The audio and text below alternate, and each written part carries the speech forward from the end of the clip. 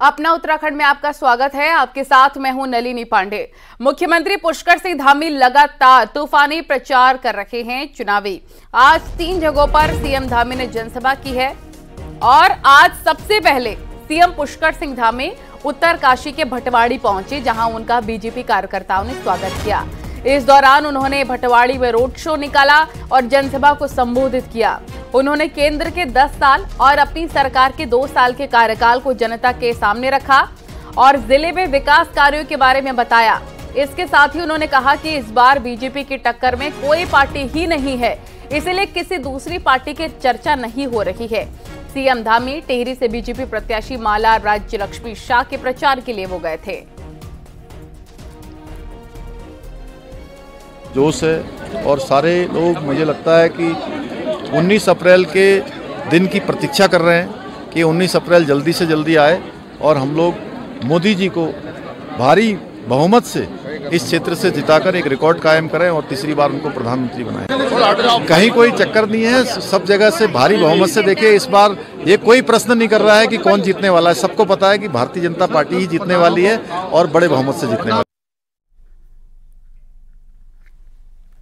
CM Pushkar Singh Dhami ने आज रुड़की के झबरेड़ा में त्रिवेंद्र सिंह रावत के पक्ष में एक जनसभा को संबोधित किया। सीएम धामी ने त्रिवेंद्र सिंह रावत को अपना बड़ा भाई बताते हुए उनके लिए वोट मांगे। साथ ही कहा कि इस बार चुनाव ऐतिहासिक है क्योंकि सबको पहले से ही पता है कि किसकी सरकार बनने जा रही है।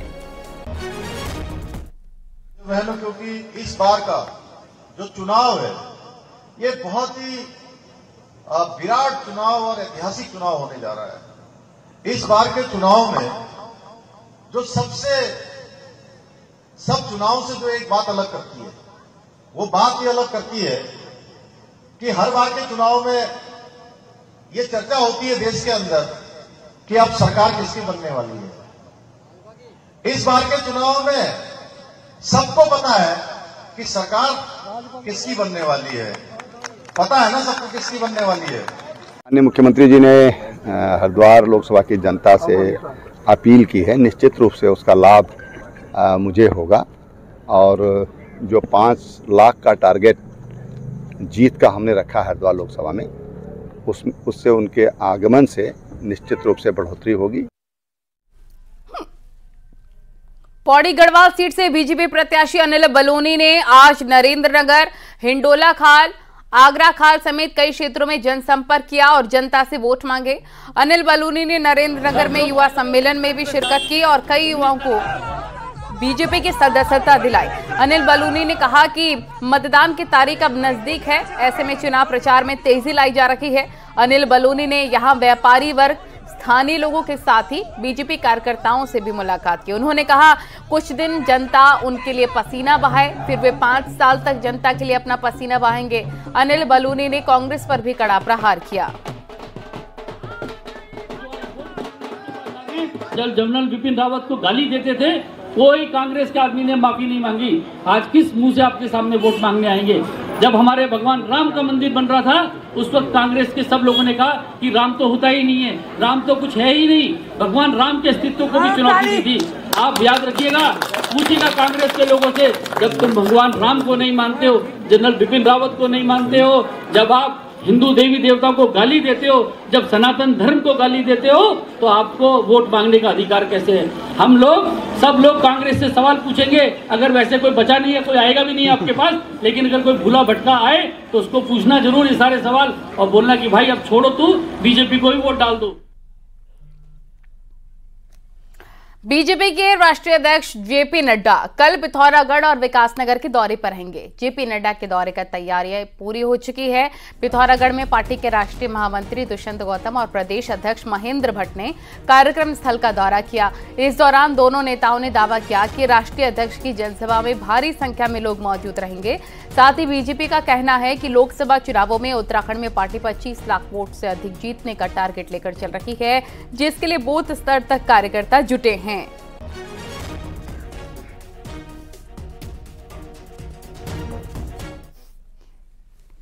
स्टार प्रचारकों की सूची जारी करने के बाद अब बीजेपी ने उनके कार्यक्रम भी तय कर दिए हैं।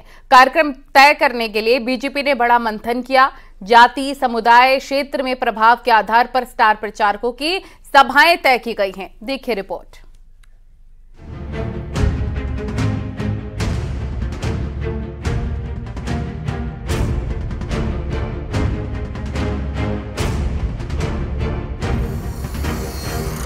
लोकसभा चुनाव प्रचार के लिए अब महज 2 हफ्ते का वक्त बचा है। ऐसे में अगले 2 हफ्ते बीजेपी स्टार प्रचारकों के जरिए अपने चुनावी अभियान को पीक पर ले जाने वाली है। 2 अप्रैल को प्रधानमंत्री स्टार कैंपेन का आगाज कर गए हैं। 4 और 5 अप्रैल को 2 दिन बीजेपी के राष्ट्रीय अध्यक्ष जेपी नड्डा उत्तराखंड में रहने वाले हैं। इसके साथ ही यूपी सीएम योगी आदित्यनाथ 11 अप्रैल को श्रीनगर, रुड़की और किच्छा में रैली करेंगे, तो 12 अप्रैल को रक्षा मंत्री राजनाथ सिंह ऋषिकेश के ढालावाला, अल्मोड़ा और गोपेश्वर में जनसभाएं करेंगे।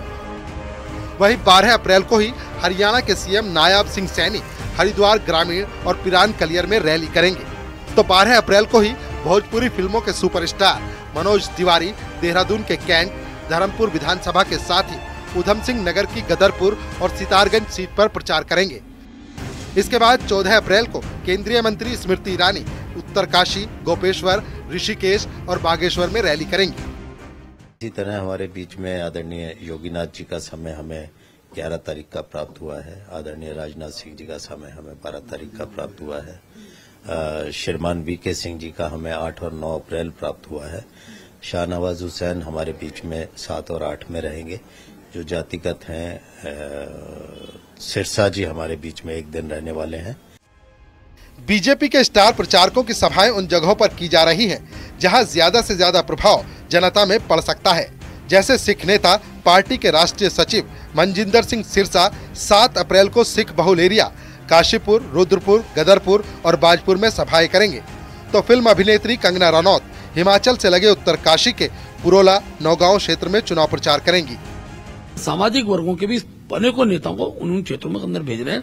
ये कोई बड़े स्तर के नेता के साथ साथ हमने अपने बूथ स्तर पर भी इसकी रचना बनाई हुई है। सेवानिवृत्त कर्मचारी का हमारा 3 सम्मेलन हमारे हो चुके हैं। पूर्व सैनिकों के हमारे कई जगह 4-5 जगह सम्मेलन हो चुके हैं। एक एक समाज के जो समाज में लोकतंत्र के अंदर मतदान को प्रभावित करते हैं, ऐसे प्रत्येक व्यक्ति को साथ जोड़ने का जो लक्ष्य है, उस लक्ष्य के आधार पर हम काम कर रहे हैं। 13 से 16 अप्रैल के बीच केंद्रीय गृह मंत्री अमित शाह का भी दौरा होगा। अमित शाह श्रीनगर में जनसभा करेंगे, तो इन्हीं डेट पर प्रधानमंत्री की भी 2 जनसभाएं प्रस्तावित हैं, जिनको बीजेपी ऋषिकेश और श्रीनगर गढ़वाल में कराना चाहती है। ऋषिकेश में पीएम की रैली के पीछे बीजेपी की मंशा है कि इससे हरिद्वार, गढ़वाल और टिहरी दोनों लोकसभा सीट कवर हो जाएंगी।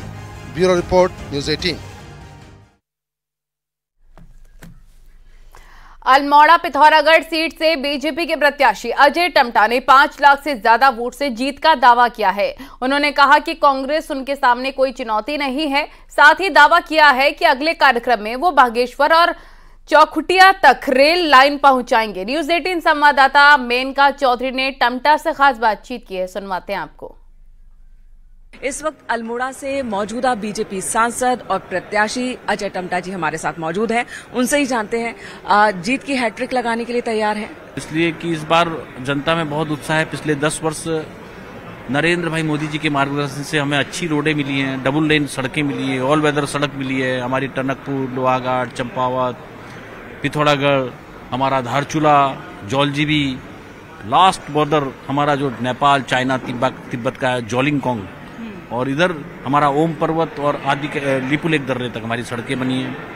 हमारे हर गांव रोड से जुड़े हैं। मेरे क्षेत्र के अंदर पहली बार रेलवे कनेक्टिंग हुआ है। पहले हम रेलवे कनेक्टिंग नहीं था अल्मोड़ा संसदीय क्षेत्र। अल्मोड़ा, पिथौरागढ़, बागेश्वर, चंपावत 4 जिले हैं। नेपाल, चाइना, तिब्बत का बॉर्डर है। और भोजीपुरा, पीलीभीत, टनकपुर को हमने बड़ी लाइन हमको मोदी जी ने दी है, और उसका प्रतिफल ये है कि बड़ी लाइन भी मिली और हमें 8 ट्रेनें भी मिली हैं। लेकिन अगर मैं टम्टा जी से ये जानना चाहूँ कि अगले 5 साल के लिए आपको फिर से जनता चुनती है, तो आप क्या देंगे? मैंने जैसे आज माननीय प्रधानमंत्री जी से मेरी वार्ता हुई है मंच पर ही, तो उन्होंने बोला अजय वहाँ का क्या रिकॉर्ड रहा है कि भाई आदि कैलाश कितने लोग जाते थे। मैंने कहा पहले जाते होंगे 3-4-5 हज़ार लोग। कहने लगे आप कितना जाएंगे? मैंने कहा वहाँ 6 महीना रोड में बर्फ रहती है, 6 महीना वहाँ गाँव नहीं रहते। मगर मैंने कहा क्योंकि रोड बन चुकी है तो सेना के जवान वहाँ रहते हैं तो रोड की बर्फ ठीक कर देते हैं, मतलब हटा देते हैं।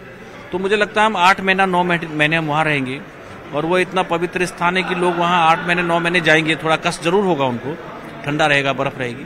तो इसलिए क्या है कि हमारा टूरिज्म का ये सेक्टर बहुत आगे बढ़ रहा है। तो मैंने इसलिए उनको बोला कि अगले 5 साल में हमको रेलवे नेटवर्क को आगे ले जाना है।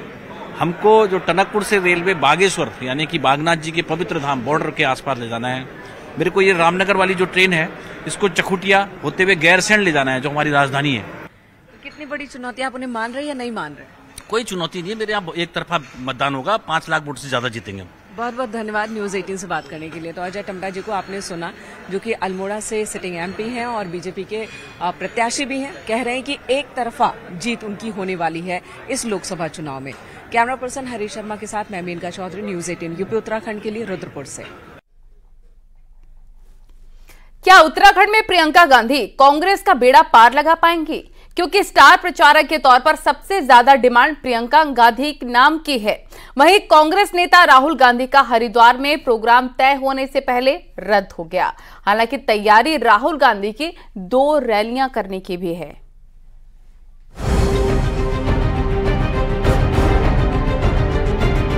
कांग्रेस के स्टार प्रचारकों के नाम तय नहीं है, पर बावजूद इसके सबसे ज्यादा डिमांड कांग्रेस की राष्ट्रीय महासचिव प्रियंका गांधी की है। 5 सीटों से प्रचार के लिए सबसे ज्यादा डिमांड प्रियंका गांधी की ही आ रही है। 2022 विधानसभा चुनाव में प्रियंका गांधी ने देहरादून, श्रीनगर, हल्द्वानी के आसपास प्रोग्राम किए थे, जिसका कोई बड़ा फायदा तो नहीं दिखा, पर बावजूद इसके राहुल गांधी से ज्यादा डिमांड प्रियंका गांधी की है। हालांकि अभी प्रियंका गांधी का कोई प्रोग्राम फिक्स नहीं है। और अधिकांश लोगों का प्रियंका गांधी जी की डिमांड है, राहुल गांधी जी की डिमांड है और सचिन पायलट जी की डिमांड है। वो हम केंद्रीय नेतृत्व को अवगत करा रहे हैं और 5 तारीख से लेकर 15 तारीख तक आप देखेगा धुआंधार प्रचार अभियान चलेगा। राहुल जी भी यहाँ पर आएंगे। चुनाव प्रचार में राहुल गांधी से ज्यादा दिलचस्पी प्रियंका गांधी को लेकर है, तो युवा नेता सचिन पायलट का नाम भी टॉप स्टार प्रचारकों में है। राहुल गांधी 2014 से अब तक उत्तराखंड में बेअसर ही रहे हैं, लेकिन फिर भी प्रियंका के साथ साथ राहुल गांधी को बुलाने की तैयारी है। लिस्ट भी जल्दी आ जाएगी। राहुल गांधी जी का 8 तारीख का टेंटेटिव प्रोग्राम था हरिद्वार का, जो परिवर्तन हुआ है वो शायद थोड़ा पीछे जा रहा है। प्रियंका जी भी यहाँ आएंगे, हमारे स्टार प्रचारक भी आएंगे और मैं देख रहा हूँ खासा उत्साह कार्यकर्ताओं में है। जो नेता जा रहे हैं उन नेताओं से नाराजगी का लाभ कांग्रेस को मिल रहा है, क्योंकि नीचे का कार्यकर्ता अपने को ठगा हुआ महसूस कर रहा है और वो ज्यादा मेहनत कर रहा है इस चुनाव। कांग्रेस में वैसे तो प्रचार उम्मीदवार अपने भरोसे पर कर रहे हैं, लेकिन 5 सीटों से फिलहाल राहुल गांधी से ज्यादा प्रियंका गांधी की डिमांड नजर आ रही है। दीपांकर भट्ट, न्यूज 18 देहरादून।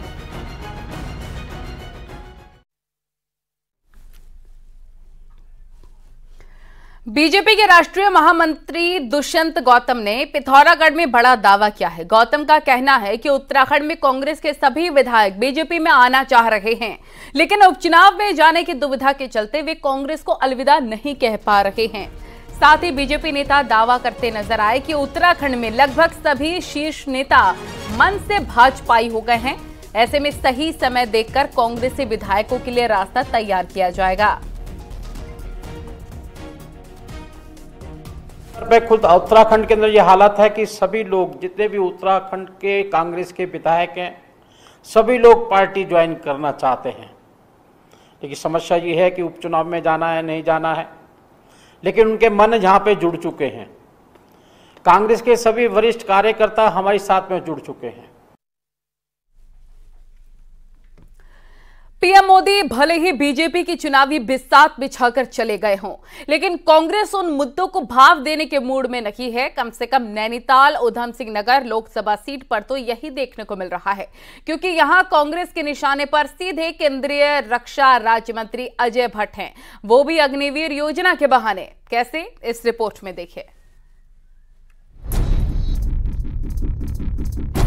ये जीत का लड्डू हो गया। ये पहले जीत का लड्डू।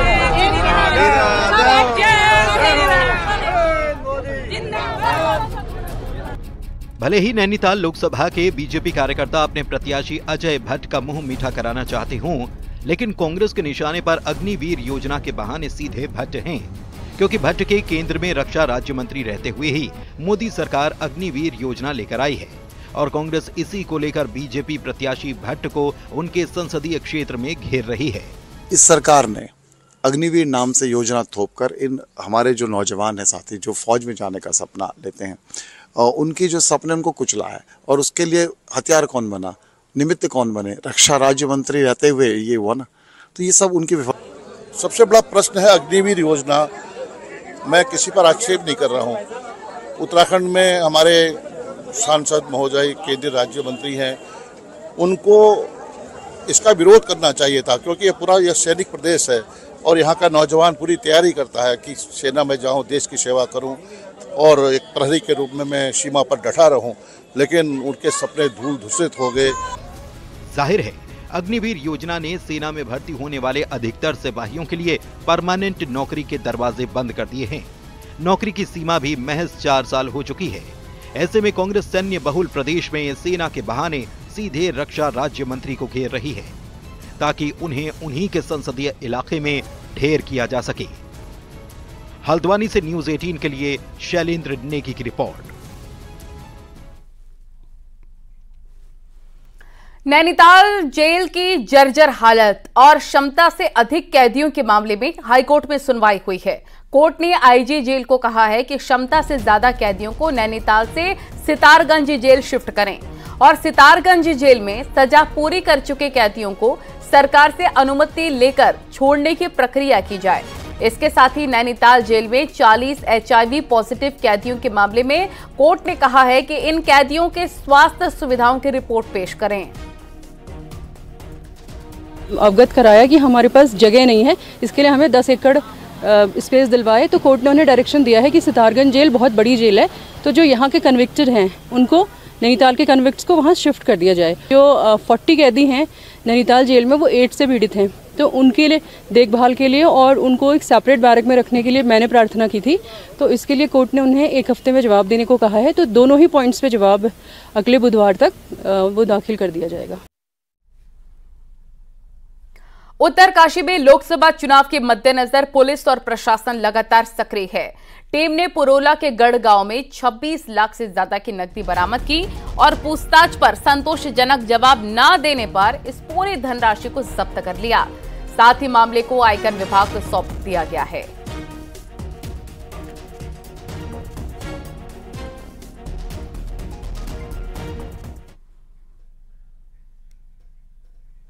रुद्रप्रयाग जिला प्रशासन केदारनाथ यात्रा की तैयारियों में भी लगा हुआ है। बुधवार को जिला आपदा प्रबंधन अधिकारी नंदन सिंह राजवर ने गौरीकुंड से केदारनाथ धाम तक पैदल निरीक्षण किया। इस दौरान DDMA के अधिकारी भी मौजूद रहे। आपदा प्रबंधन अधिकारी ने बर्फ हटाने के कार्य में तेजी लाने को कहा। साथ ही जिन स्थानों पर पैदल मार्ग क्षतिग्रस्त हैं उन्हें ठीक करने के निर्देश दिए गए।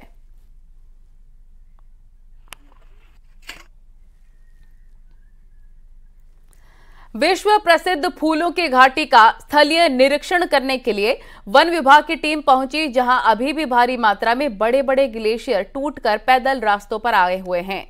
टीम के सदस्यों ने बताया कि घांघरिया से आगे पैदल रास्ते पर बड़े बड़े ग्लेशियर टूटे हैं, जिन्हें पार करना मुश्किल हो रहा है। 1 जून को विश्व प्रसिद्ध फूलों की घाटी पर्यटकों के लिए खुलती है। तब तक घाटी में बर्फ पिघल जाएगी और पैदल रास्तों को भी ठीक कर लिया जाएगा।